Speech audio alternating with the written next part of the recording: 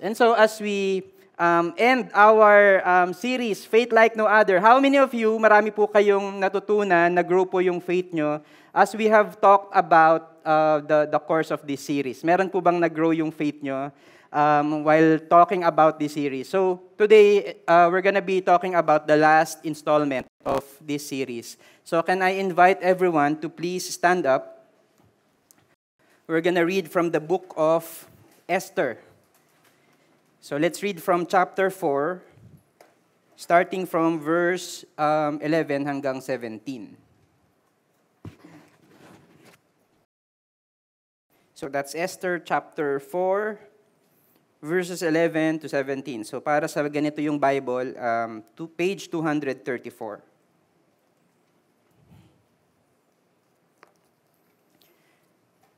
So sundan niyo po ako. All the king's servants and the people of the king's provinces know that if any man or woman goes to the king inside the inner court without being called, there is but one law, to be put to death, except the one to whom the king holds out the golden scepter, so that he may live. But as for me, I have not been called to come into the king these 30 days. And he told Mordecai what Esther had said. Then Mordecai told them to reply to Esther, "Do not think to yourself that in the king's palace you will escape any more than all the other Jews. For if you keep silent at this time, relief and deliverance will rise for the Jews from another place, but you and your father's house will perish. And who knows whether you have not come to the kingdom for such a time as this?" Then Esther told them to reply to Mordecai, "Go, gather all the Jews to be found in Susa, and hold a fast on my behalf, and do not eat or drink for 3 days, night or day. I and my young women will also fast as you do. Then I will go to the king, though it is against the law. And if I perish, I perish." Mordecai then went away and did everything as Esther had ordered him. Let's pray. Lord, we want to thank you, God, for your word. I pray, Lord, that your word will really speak to our hearts, especially to some of us na yung faith namin ay natetest right now. I pray, Lord, that we'll continue to believe you, we will continue to put our faith in you, and that as we do that, we're gonna go and step out in faith so that we can accomplish the calling, the purpose that you have given us. Thank you, God. In Jesus' name, amen. Pwede na po tayong maupo. Sabi po ni Pastor Ray, today daw is Esther Sunday. Ayan, kasi we're gonna be talking about the story of Esther, okay? So, sino po dito, you are familiar with the book or with the story of Esther? Meron po ba familiar kayo? Ayan, so some of you are familiar. And for some of you who are not familiar, let me give you a background, okay? So, hindi po natin madidetalye everything kasi yung Esther has 10 chapters, so baka bukas di pa tayo tapos, okay? When we do that. But let me introduce to you yun pong ating mga characters. And as I do that, I'll tell you the story. So, ito po yung bida sa ating teleserye. Yan, so simulan po natin kay King Xerxes. Yan, yung naka-violet. Yun pong mga Jews ay na-exile sila. So, to cut the long story short, ay marami po kasing nangyari dyan eh. Yung Babylon, sinakop sila, and then Persia, sinakop sila. So, the present king of Persia ay si King Xerxes. And under po niya yung mga Jews.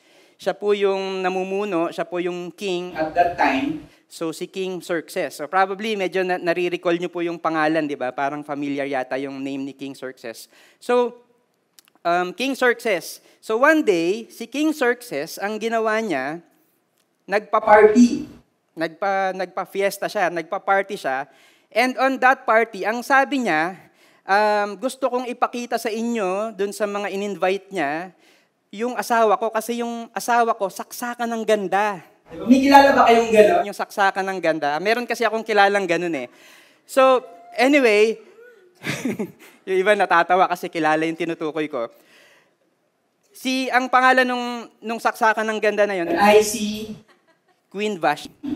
Yan, si Queen Vashti. So, Kaso, ang problema, si Queen Vashti, ayaw niyang pumunta. Ayaw niya, may attitude siya, di ba? Uma-attitude. So, ang nangyari, sabi ni, in short, ang nangyari, sabi ni King Xerxes, paalisin na natin si Queen Vashti, gumawa tayo ng memo, magbigay tayo ng memo sa kanya ng policy na bawal na siyang lumapit kay King Xerxes. So, napaalis siya dun sa pagiging queen niya, and so there is a need to find another queen. Okay, so ngayon pupunta na tayo kay Esther. Si Esther, ang description po sa kanya sa Bible ay maganda din. Di ba? Mayroon ding isa pang maganda.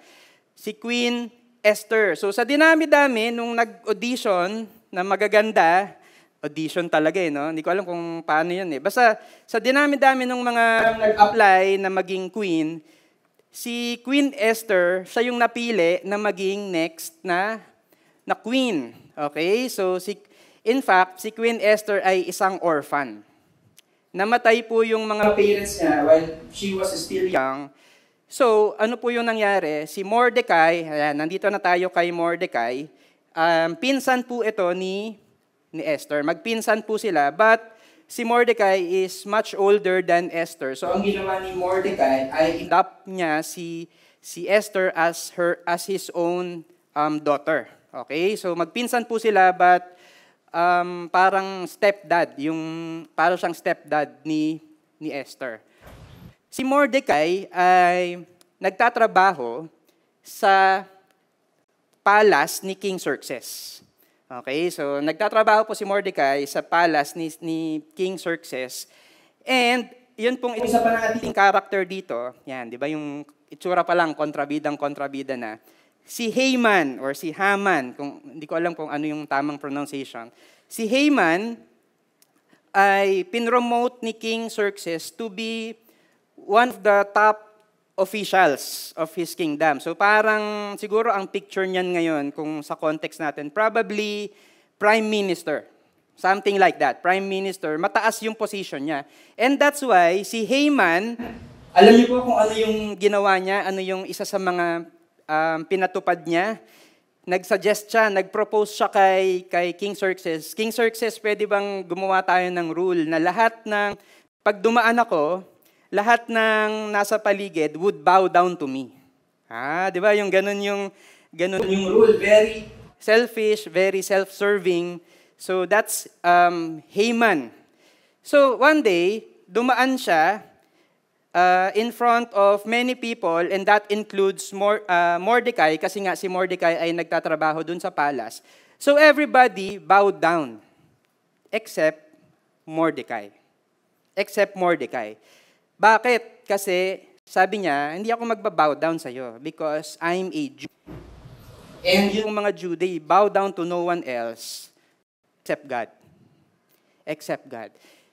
So, ano po yung mangyayari? Si Haman would get angry and i-investigate siya, natagpuan niya na si Mordecai is a Jew. So, hindi niya lang basta gustong patayin at parusahan si Mordecai. Gusto niya lahat ng Jews mamatay because these people would not bow down to me. They will only bow down to God.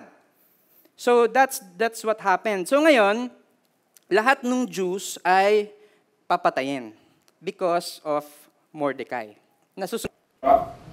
So, tignan niyo po yung faith ni Mordecai, nag-stand up siya for God, pero biglang matetest yung faith niya. And that's the same way with everyone else, with all of us. I want us to know that our faith, all of us, our faith will be tested. Sino po dito, you enjoy kapag po natetest ang inyong faith? Probably wala.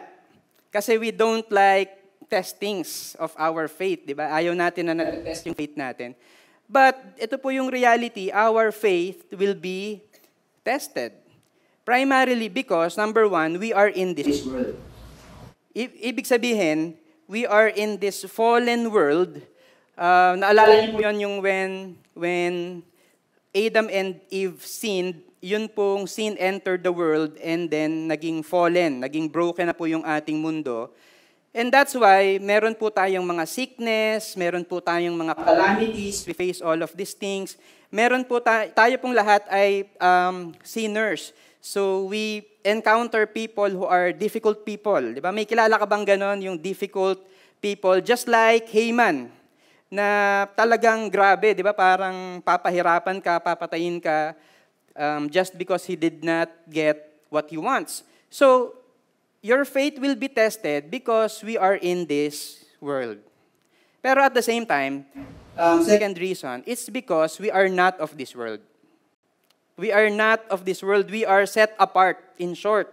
So yun pong mga Jews, they are living under the Persian Empire. They are foreigners in the land. So ibig sabihin, yung belief nila, yung culture nila, it's different from the belief, from the faith of the people around them. Yung faith, yung belief ni King Xerxes and the rest of the Persians ay iba doon sa faith ng mga Jews. That's why for the Persians, sige, okay lang, mag-bow down tayo sa ibang tao. Okay lang yun, di ba? Kasi sinabi ng king, edi sige, mag-bow down tayo. Pero for the Jews, for Mordecai, it's not. And tayo po, ganun tayo. We talked about this. We are set apart. Iba po tayo. We don't bow down to other gods. We don't worship other gods.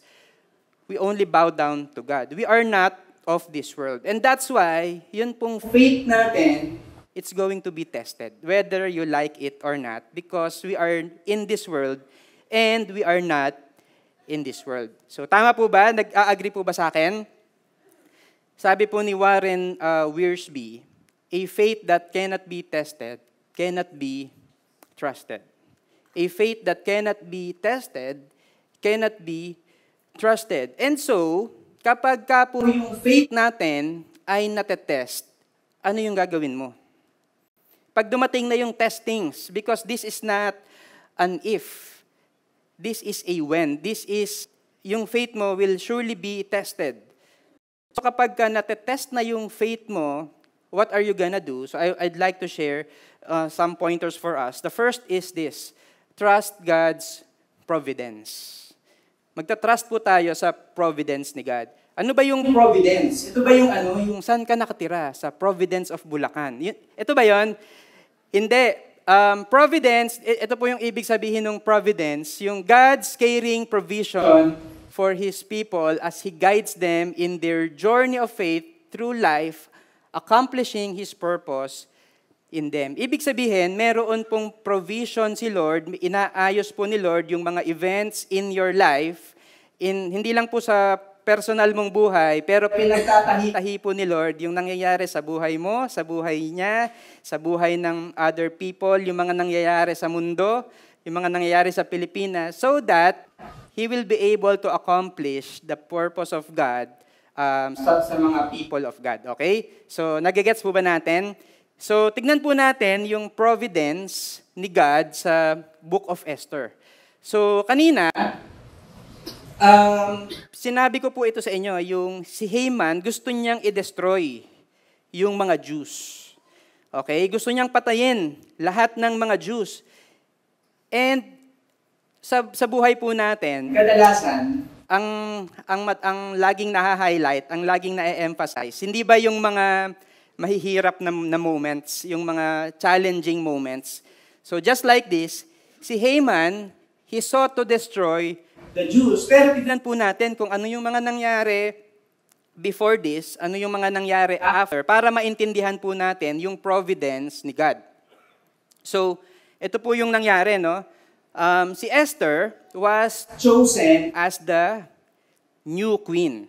Okay, so imagine, hindi po lahat ng mag-a-apply to be queen ay matatanggap na maging queen. So the Bible describes si Esther as beautiful.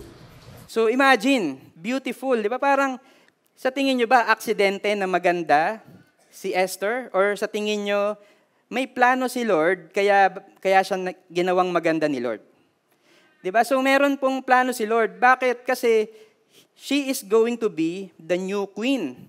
Bakit siya, isa siyang Jew? Bakit siya? Bakit hindi na lang yung mga Persians? Bakit siya yung naging queen? So, sa dinami-dami ng pwedeng maging queen, si Esther yung napili. Okay, so that's one. Second, so again, I'm just highlighting some of the major things. Marami pa pong mga details yan na makikita nyo yung providence ni God. So second is, si Mordecai, nagtatrabaho siya sa palace when he discovered a plot against King Xerxes. Imagine, nagtatrabaho po siya, the Bible says na he's there at the gate of the king's palace. Tapos meron pong dalawang mama na they were plotting to do a rebellion against King Xerxes. So magre-rebelde sila kay King Xerxes.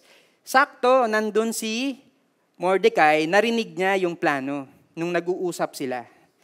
Okay, anong ginawa ni Mordecai? Ni-report yung plano na itong dalawa na to, na-investigahan sila, and naligtas, hindi natuloy yung assassination plan kay King Xerxes, and nabuhay si King Xerxes, hindi po siya nasaktan. So, imagine the providence of God. Bakit?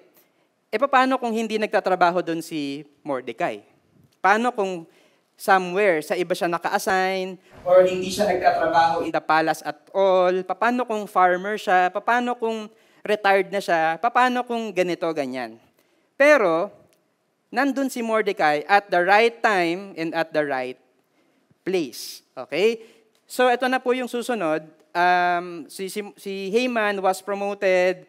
Tapos, yung kinuwento ko kanina, Haman was promoted. Inutos niya na dapat magbabow down lahat sa kanya. Tapos, hindi sumunod si Mordecai. So, papatayin niya lahat ng Jews. So, ito na po yun. And then, what would happen is that dahil papatayin na lahat ng Jews, si Mordecai would approach Esther, would go to Esther through a messenger. And sasabihin, ang gusto niyang iparating kay Esther, Esther, gawan mo naman ng paraan. Di ba, nandyan ka sa palace, nandyan ka sa queen ka, nandyan ka sa loob ng palace, maybe you can go and talk to King Xerxes and plead for the life of the Jews. So, Esther, gawan mo naman ng paraan. And yun pong binasa natin in the Bible kanina, ang sabi doon, mahirap kasi pwede lang akong lumapit kay King Xerxes kapag pinatawag niya ako. Kapag hindi niya ako pinatawag and voluntarily nagpunta ako doon, ipapapatay ako. So, that's the law. Okay? So, that's the law. Pero eventually, si Mordecai was able to encourage Esther. I'm gonna talk more about that later. So si Esther ngayon was able to speak to King Xerxes. Ito, hindi ito mangyayari kung hindi nangyari to. Tama? Hindi ito mangyayari na nandun siya sa position to be able to talk to King Xerxes kung in the first place, hindi siya naging queen. Kung hindi siya maganda. Kung hindi napaalis si Queen Vashti. So, connect yung mga nangyayari. Ano pa? So, one day, si King Xerxes was unable to sleep. Kasali yun, yung hindi makatulog, si King Xerxes, importante ba yun? Kayo ba yung pag hindi kayo makatulog, parang importante ba yun sa history ng mankind? Di ba parang hindi naman yata. Pero in this case, it is. Bakit? Hindi siya makatulog one day, naisip niya, what if tumawag ako ng servant to read me a book? Di ba parang baby, di ba? Yung parang, Mommy, can you read me a book? Parang ganun yung naisip kong picture. So, pinabasa niya yung isang book ay yung history ng nangyari sa Persia. Okay, recent history.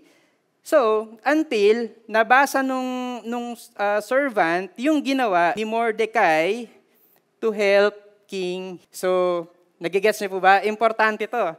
Bakit? Kasi sa dinami-dami ng pwedeng basahin at dinami-dami ng pwedeng gawin ni King Xerxes, sakto, di ba? At the right time, nagka-insomnia siya at pinabasa niya yung the right book and sakto, nangyari to Kasi kung hindi ito nangyari, ano ba yung mangyayari dito? Ang nangyari po dito is that tinanong ni King, meron na ba tayong reward na binigay sa kanya? Kasi niligtas niya yung buhay ko. Ang sabi nung servant, nung tagabasa, wala pa tayong ginagawa. Wala pa tayong ginagawa. So, si King Xerxes, na-honor si Mordecai, si Haman ay naparusahan kasi na-discover na gusto niyang ipapatay lahat ng mga Jews, etc. And to cut the long story short, mga Jews have been spared. Hindi natuloy yung destruction. Okay, so there are so many details surrounding that story, pero we're not gonna have the time to discuss all of that. Merong providence, di ba? Kung hindi nangyari to, nung hindi makatulog si King Xerxes, paano ma-deliver, paano masisave yung mga Jews? Sabi sa chapter 4 ng Esther, verse 14, "For if you keep silent at this time, relief and deliverance will rise for the Jews from another place, but you and your father's house will perish." Si Esther, nagrereklamo siya na ayokong puntahan yung si King Xerxes, bakit ipapapatay kasi ako? Di ba? Pagka nilapitan ko siya, baka mamatay ako, baka ipapatay ako. Pero ang sabi sa kanya ni Mordecai, sige, kung ayaw mo, if you keep silent at this time, yung relief and yung deliverance, yung pagkakaligtas ng mga Jews from another place. And ang galing lang po ni Mordecai na he was just so sure na si God would save the Jews. Bakit? Because of what he said in Genesis chapter 12. Chapter 12, ito po yung, ang tawag po dito, the Abrahamic Covenant. Ito po yung covenant ni God kay Abraham, and applicable po yan to the rest of the Jews. Go from country and your kindred and your father's house to the land that I will show you, and I will make of you a great nation. I will bless you and make your name great so that you will be a blessing. And I will bless those who bless you, and him who dishonors you I will curse, and in you all the families of the earth shall be blessed. So alam po ni Mordecai that God has a plan for the Jews. So, kung hindi ikaw, Esther, kung hindi ka gagawa ng paraan, sige, mamamatay tayo. Pero I'm sure na God will deliver the Jews in some other ways. So, yun po yung gusto kong maintindihan natin, yung providence ni Lord, because kaya po merong providence si Lord kasi merong covenant si Lord at meron pong purpose si Lord. Okay? So, God turned an orphan to a queen so that he might turn disaster into deliverance. So, meron pong mga nangyayari sa atin, sa buhay natin, na probably today, it does not make sense, or in the past, nung na-experience nyo, probably it does not make sense. Probably parang mahirap, parang wala lang, may dinaan po kayong highs, may mga dinaanan po kayong lows, and probably hindi nyo po yun nako-connect, pero in the big picture of God's magnificent plan, meron po siyang providence, and He is able to turn an orphan to a queen so that He can turn a disaster, the destruction of the Jews, into deliverance. Okay, so we have to understand and we have to trust the providence of God for us. Naalala ko po nung pandemic, di ba, yung parang di natin alam what's gonna happen, pandemic, ang daming mga churches, problemado po yung mga churches, marami pong nagsasarang mga churches because of the pandemic. Pero ano ba yung sabi ni Lord? Sabi ni Lord in Matthew 16, "Tell you, you are Peter, and on this rock I will build my church, and the gates of hell shall not prevail against it." So, meron po tayong faith in the Lord. Na yes, we went through the pandemic. This is the reason rather why we believe in the providence of God, because it came from the word of God. It came from the promise of God. Okay po ba? Can we do that? Can we trust in the providence of God? So, pangalawa, we're gonna embrace God's purpose. So, meron pong purpose si Lord para sa'yo, and let's embrace that. Okay? So, bakit? Kasi yun pong providence ni God is always connected to His purpose. The providence of God is always connected to His purpose for you. Okay? Ito yung, balikan natin yung sinabi ni Esther. Sabi niya, all the king's servants and the people of the king's provinces know that if any man or woman goes to the king inside the inner court without being called, there is but one law to be put to death except the one to whom the king holds a golden scepter so that he may live. But as for me, I have not been called to come in to the king these 30 days. So 30 days na siyang hindi pinapawag, baka patayin ako. Pero ito po yung sabi ni Mordecai, sabi niya kay Esther, do not think to yourself that in the king's palace you will escape any more than all the other Jews. For if you keep silent at this time, relief and deliverance will rise for the Jews from another place, but your father's house will perish. And ito po yung gusto kong i-highlight, and who knows whether you have not come to the kingdom for such time as this. Hindi kaya kang nandito ngayon sa palace for such a time as this? Kasi nilagay ka ni Lord dito sa palace na to so that you will be able to do His purpose for you? And that's the same question that I have for all of us right now. Hindi ba kaya ka nandyan sa pwesto mo ngayon, hindi po dun sa literal na pwesto mo ngayon kung saan ka nakaupo, but dun sa kung ano man yung saan ka tinawag, saan ka nilagay ni Lord, kung bakit ka nandyan, kung bakit yan yung kapamilya mo, kung bakit yan yung mga kasama mo sa work, is it not for times like this? Is it not for the purpose of God for you? Because si Esther, meron siyang choice. Papatayin siya kapag nilapitan niya yung king. So meron siyang choice to protect herself, to live for herself, or to go in faith and approach the king. Meron po siyang choice. And so, tayo pong lahat, meron po tayong mga choices. Meron po tayong choices to make, especially during the times na yun pong faith natin are tested. Kapag ka po nakikita natin yung injustice sa mundo, kapag ka po meron tayong nakikitang problema, you have a choice to make. Ano po yung gagawin ninyo? Keep silent or point fingers, just blame other people, or would you rather act in faith? Ano po ba? Tahimik na lang tayo, wala na lang tayong pakialam. I-blame na lang natin yung ibang tao. We're gonna spend time blaming others, or we are stepping out in faith. Okay, so are we gonna focus and spend time in worry and despair? Ay, kawawa naman ako.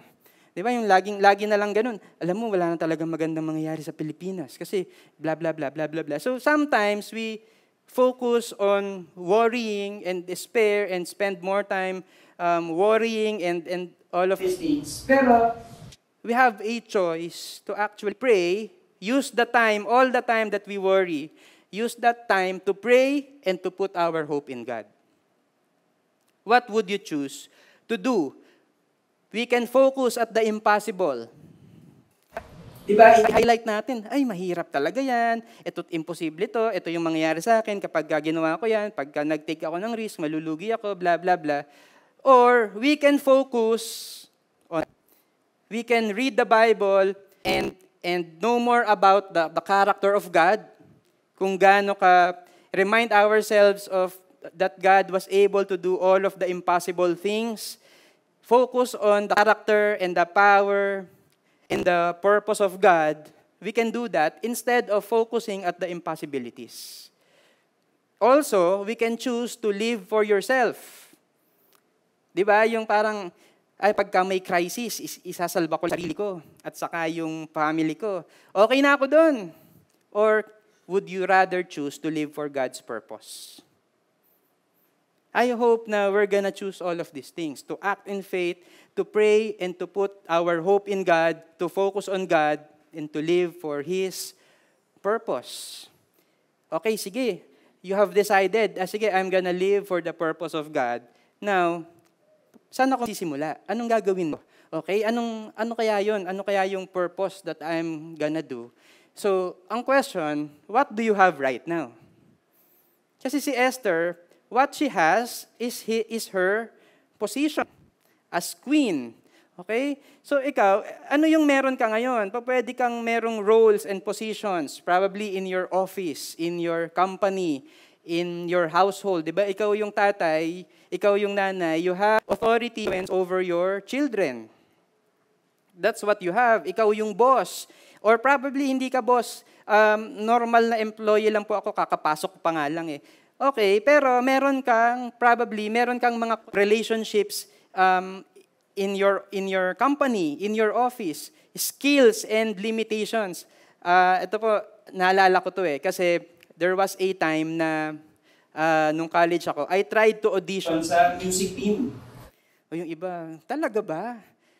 Di ba sintonado ka? Yes, aminado po ako, sintonado. Pero hindi po voice, guitar, okay?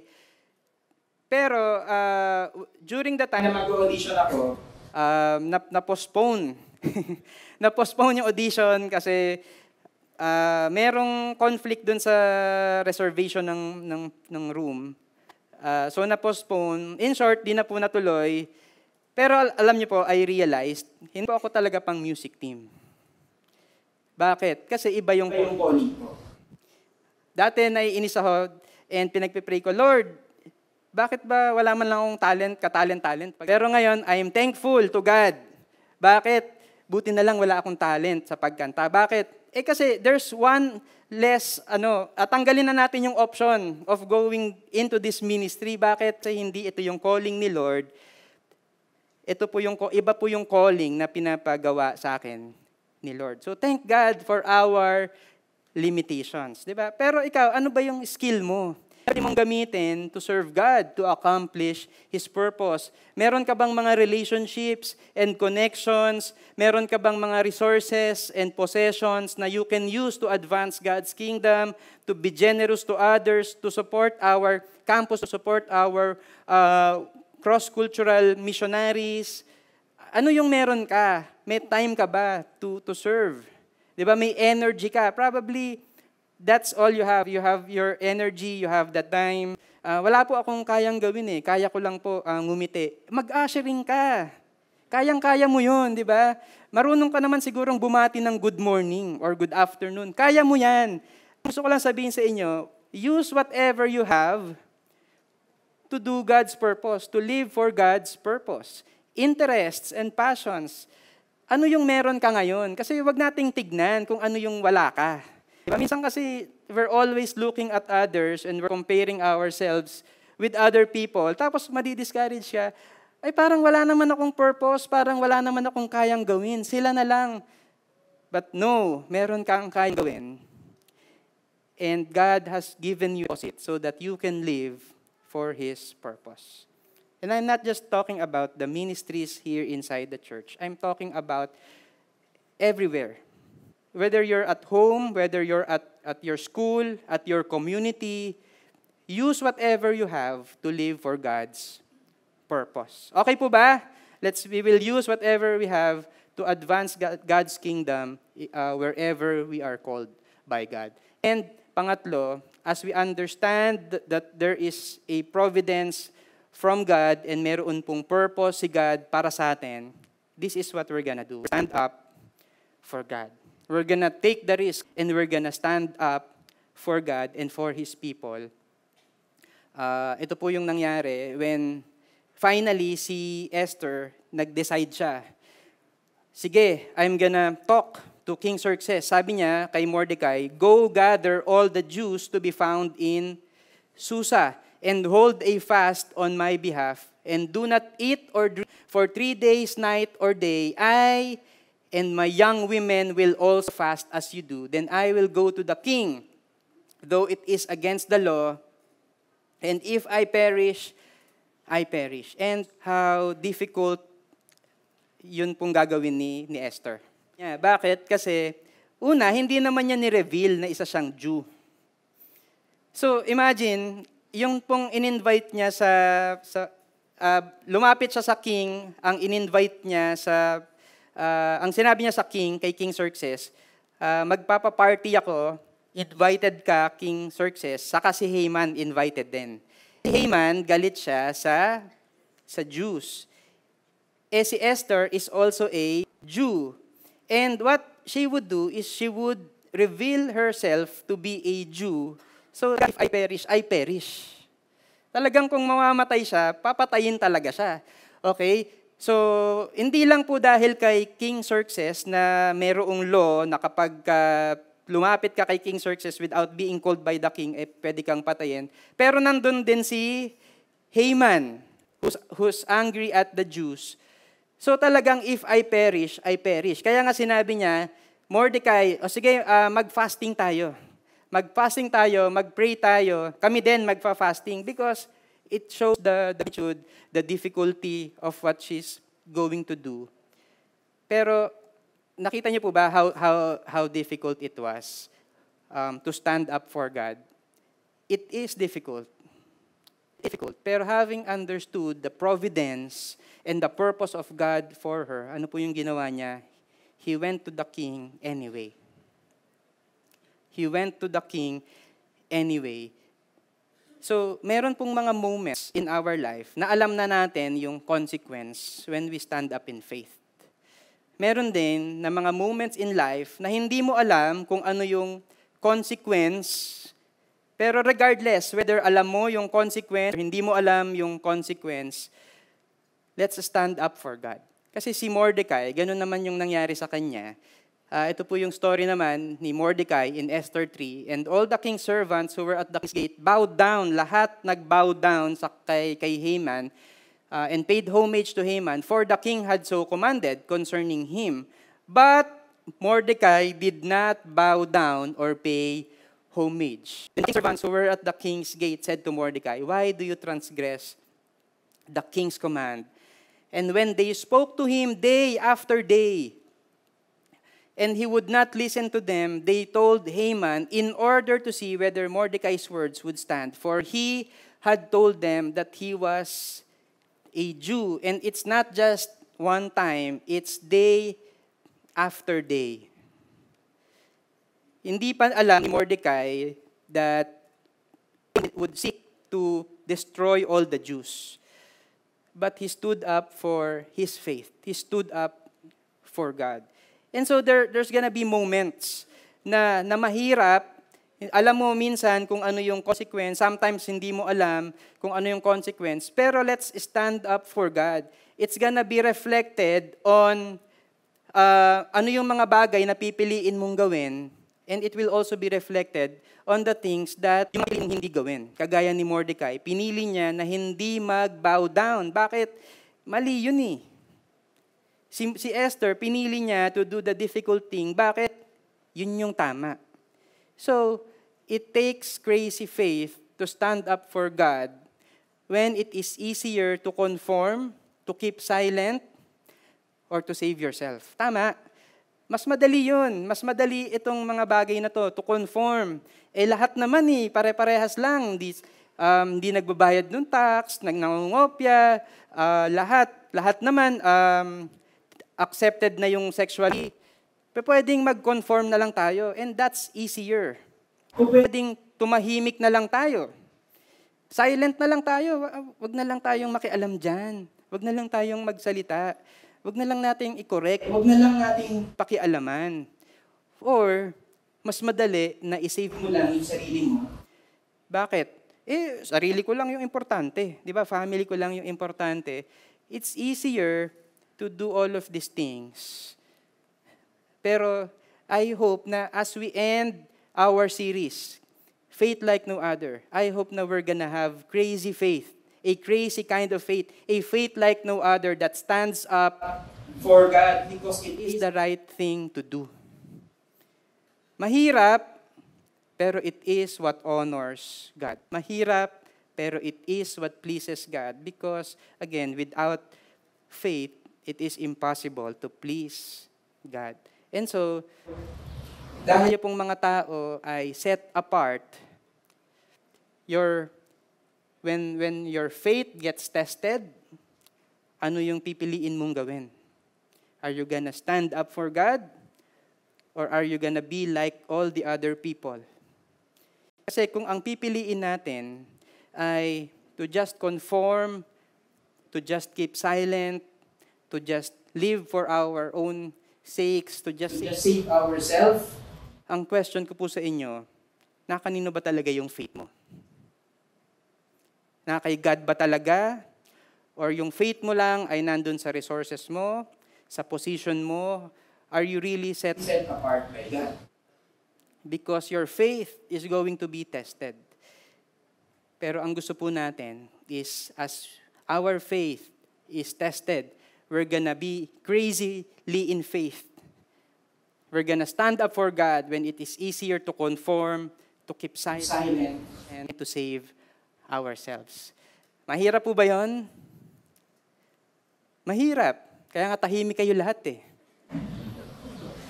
Mahirap po yun. Pero as we end, as I call our worship team, ito po yung description sa Bible. Nung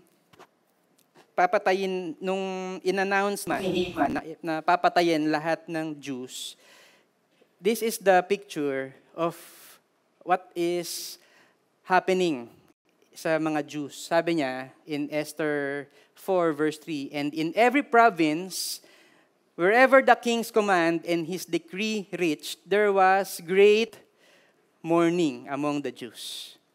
Great is the mourning among the Jews, with fasting and weeping and lamenting, and many of them lay in sackcloth and ashes. It feels like parang nag-iintay na lang tayo na patayin tayo.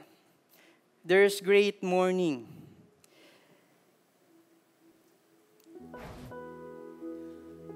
Alam niyo po, yung buti na lang si Mordecai saka si Esther, they would trust God's providence. They would trust God's purpose for them.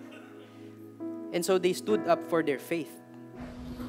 And so, dahil po doon, yun pong deliverance of the Jews ay nangyari in their time. Nangyari in their time. That's why I'm challenging you, all of you today. Gusto niyo po bang makakita ng deliverance and ng relief happening to your family, happening to our nation, happening to your office, to your campus, happening in this generation?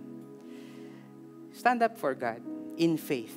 Trust His providence, trust His purpose. Trust what He's doing in your life. Wag po tayong sarili lang natin yung sinesave natin. Wag po tayo na we're just gonna cower and be afraid. Let's all stand up for God. Pero you know what I realized? Ito pong picture na to, yung great mourning, this is all of us. Because of our sins, because of our fallen nature, what do we have? What's happening to us? Dapat meron tayong great mourning. Bakit? We're all headed for destruction. We're all gonna die. We're all gonna be experiencing that eternal separation from God. That's all of us. That's our status. And yet, si Jesus would, just like Esther identified herself with the Jews. Jesus identified himself with all of us.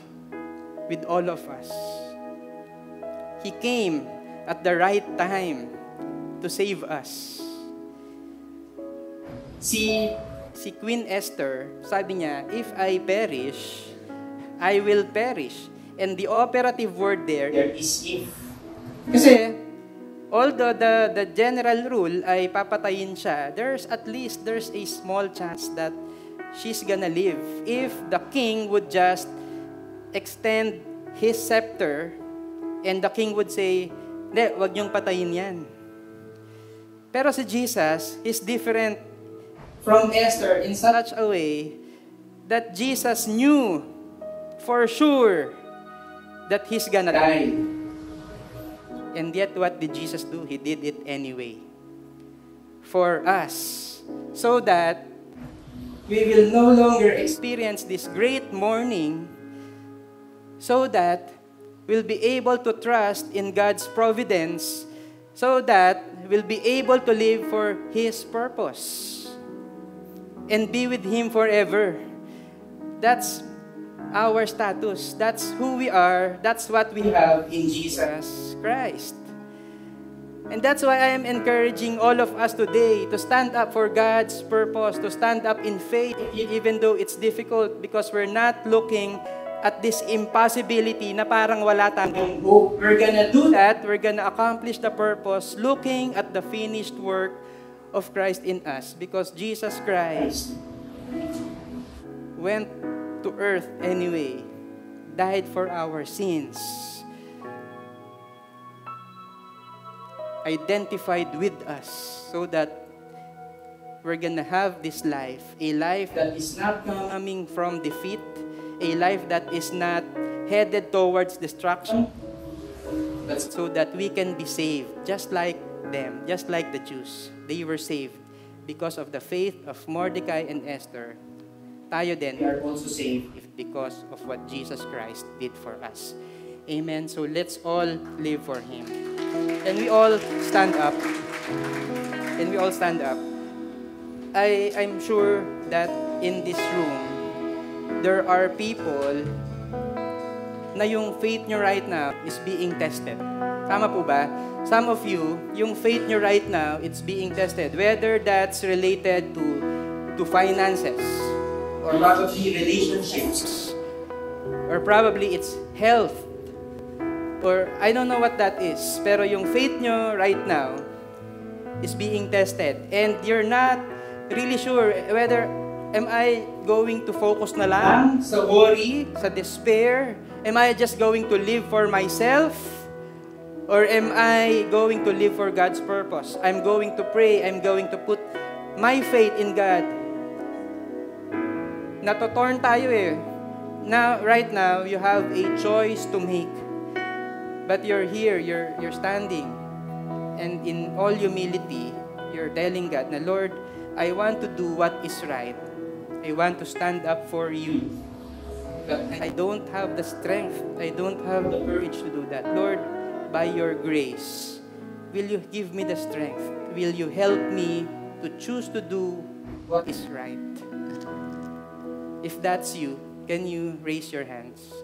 I'd like to pray for you. Lord, you see all of these hands that are raised. Maybe majority of us, we're going through something, some difficult things, na it's easier for us na lang to stay away, to keep silent, to not do anything. Mas madali, Lord eh.